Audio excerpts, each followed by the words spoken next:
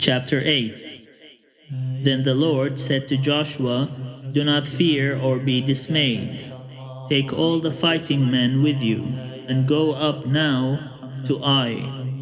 See, I have handed over to you the king of Ai, with his people, his city, and his land.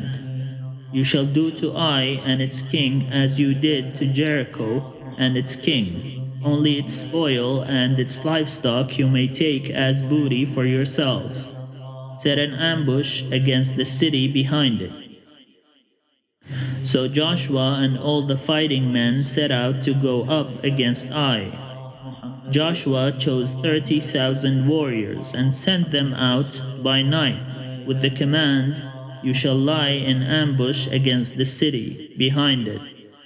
Do not go very far from the city, but all of you stay alert. I and all the people who are with me will approach the city. When they come out against us as before, we shall flee from them. They will come out after us until we have drawn them away from the city, for they will say, 'They are fleeing from us as before.' While we flee from them, you shall rise up from the ambush and seize the city. For the Lord your God will give it into your hand. And when you have taken the city, you shall set the city on fire, doing as the Lord has ordered. See, I have commanded you." So Joshua sent them out, and they went to the place of ambush, and lay between Bethel and Ai, to the west of Ai. But Joshua spent that night in the camp. In the morning Joshua rose early and mustered the people, and went up with the elders of Israel before the people to Ai. All the fighting men who were with him went up and drew near before the city, and camped on the north side of Ai, with a ravine between them and Ai. Taking about 5,000 men, he set them in ambush between Bethel and Ai, to the west of the city. So they stationed the forces, the main encampment that was north of the city, and its rear guard west of the city. But Joshua spent that night in the valley. When the king of Ai saw this, he and all his people, the inhabitants of the city, hurried out early in the morning to the meeting place facing the Arabah, to meet Israel in battle. But he did not know that there was an ambush against him behind the city. And Joshua and all Israel made a pretense of being beaten before them, and fled in the direction of the wilderness. So all the people who were in the city were called together to pursue them. And as they pursued Joshua, they were drawn away from the city. There was not a man left in Ai or Bethel who did not go out after Israel. They left the city open and pursued Israel. Then the Lord said to Joshua, "Stretch out the sword that is in your hand toward Ai, for I will give it into your hand." And Joshua stretched out the sword that was in his hand toward the city. As soon as he stretched out his hand, the troops in ambush rose quickly out of their place and rushed forward. They entered the city, took it, and at once set the city on fire. So when the men of Ai looked back, the smoke of the city was rising to the sky.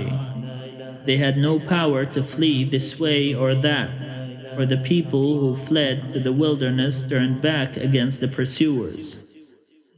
When Joshua and all Israel saw that the ambush had taken the city and that the smoke of the city was rising, then they turned back and struck down the men of Ai. And the others came out from the city against them. So they were surrounded by Israelites, some on one side and some on the other. And Israel struck them down until no one was left who survived or escaped. But the king of Ai was taken alive and brought to Joshua. When Israel had finished slaughtering all the inhabitants of Ai in the open wilderness, where they pursued them, and when all of them to the very last had fallen by the edge of the sword, all Israel returned to Ai, and attacked it with the edge of the sword.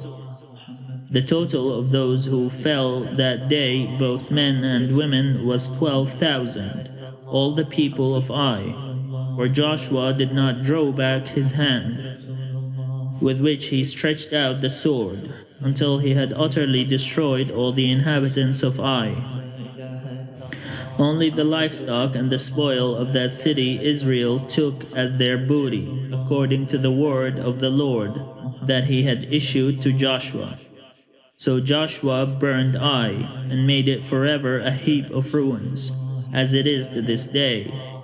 And he hanged the king of Ai on a tree until evening, and at sunset Joshua commanded, and they took his body down from the tree, threw it down at the entrance of the gate of the city, and raised over it a great heap of stones, which stands there to this day. Then Joshua built on Mount Ebal an altar to the Lord, the God of Israel, just as Moses the servant of the Lord had commanded the Israelites, as it is written in the book of the law of Moses. An altar of unhewn stones on which no iron tool has been used. And they offered on it burnt offerings to the Lord, and sacrificed offerings of well-being. And there, in the presence of the Israelites, Joshua wrote on the stones a copy of the law of Moses, which he had written. All Israel, alien as well as citizen, with their elders and officers and their judges, stood on opposite sides of the ark in front of the Levitical priests who carried the ark of the covenant of the Lord, half of them in front of Mount Gerizim, and half of them in front of Mount Ebal, as Moses, the servant of the Lord, had commanded at the first, that they should bless the people of Israel.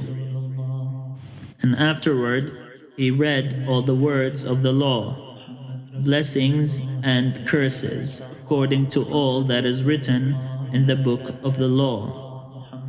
There was not a word of all that Moses commanded that Joshua did not read before all the assembly of Israel, and the women, and the little ones, and the aliens who resided among them.